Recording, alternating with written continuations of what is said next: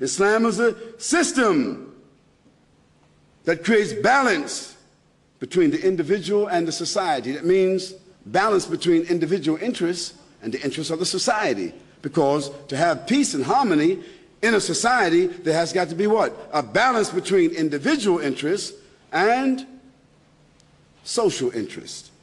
Islam is a religion of peace. Islam is a religion of pure monotheism, because if we were, each of us, to worship a God of our own, let's call the God of our own, if you want to, call that God of your own yourself. So everybody picks out a God of their own. Therefore, each of us would have our own law, our own sense of right and wrong. How could we possibly agree? It could never happen. But if all of us acknowledge that there's one benefactor and one God, one creator, even if some of us were bad and some of us were good, but we all established that there's one creator, we would still have a way to reach what we call arbitration and adjudication, isn't it? There would still be some law. Islam is a system of social equality. That is, there's no inequality between male and female in Islam. Men are men and women are women. Women are not the same as men. They are the same in the sight of God. They have the same sanctity. They have the same rights in the sight of God. But men and women are not the same. They are similar, but they're not the same. Their anatomy is different, even if they want to exchange parts. Still, it provides a psychological problem. When you find a male or female that has had a sex change, they also need a psychological change. It doesn't work. Male and female are similar human beings from the same soul. From the same soul they were created, but they're not the same. They have a different psychology, they have a different anatomy, and they have a different destiny and function in the society. A balanced, natural, normal, healthy family society will admit that and apply that. Although the Supreme Court of the United States and the House of Lords, the House of Commons, whatever they call them in Great Britain, and I don't know what do you call it here, but in the Western civilizations now, they accept that somehow or another a healthy family can be two women that marry, two men that marry, and adopt children. They call it a nuclear family. What does that sound like?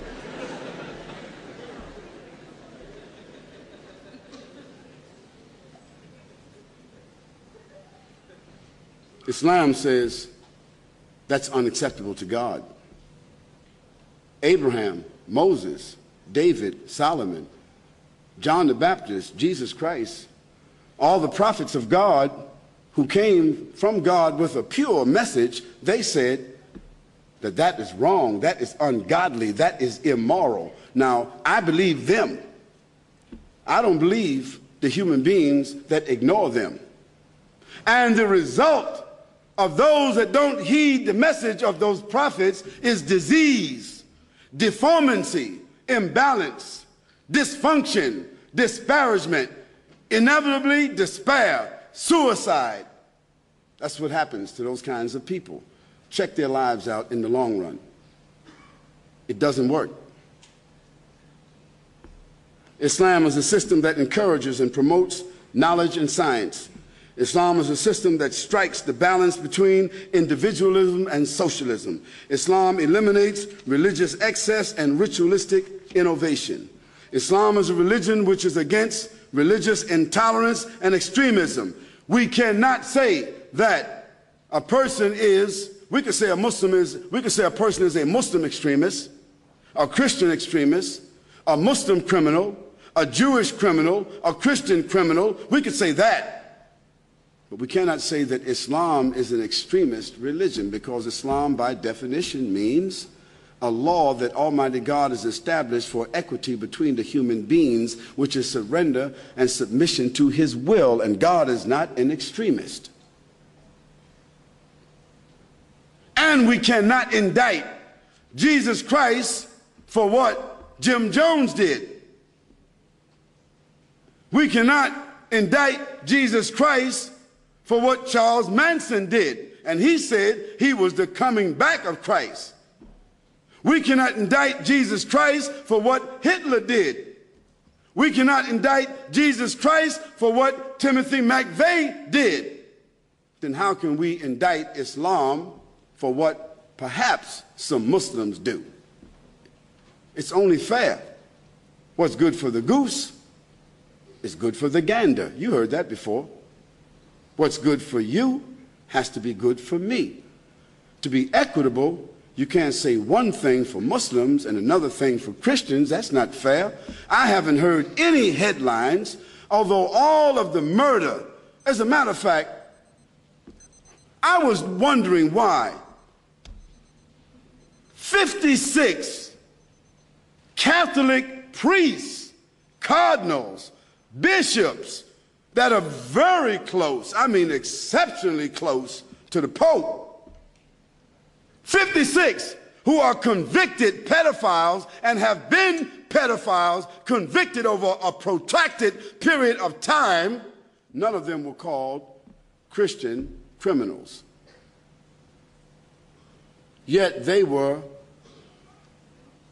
endowed and entrusted with the lives of young children whom they corrupted over a protracted period of time. It wasn't like a few weeks. I mean like 30, 40 years. That's like the fox being in the chicken house for 40 years.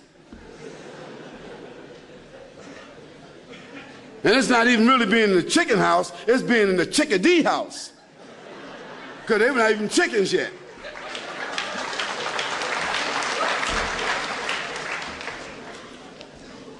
But not one headline said Christian criminals.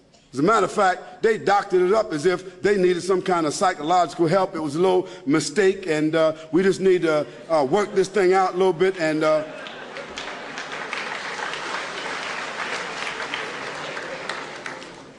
that's not an indictment against Christianity.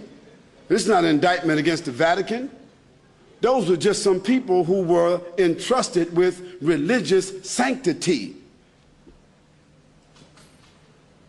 But it's the nature of human beings to fall into traps like that when they fool themselves about something called celibacy. It don't even exist. Don't even try to be celibate. Don't even try to tell me that. It's something you're doing to balance it out.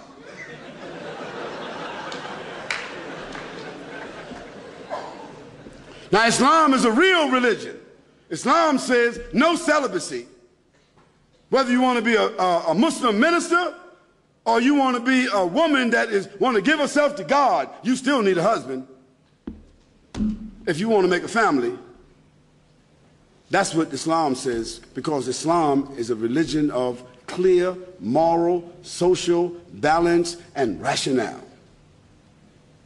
Islam is a religion of pure and wholesome moral principles.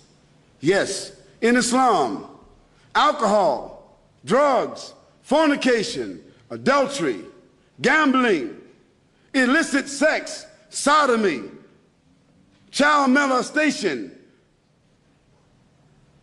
pornography, all of this is considered to be immoral and unlawful. Straightforward, Islam says. We don't dilly-dally about it. We don't have to do no voting about it. It's not a matter of individuality. 567 million abortions in Islam is considered to be murder. That's what we call it. That's what the Qur'an calls it. A life that you do not own, you do not have a right to take because you made a mistake.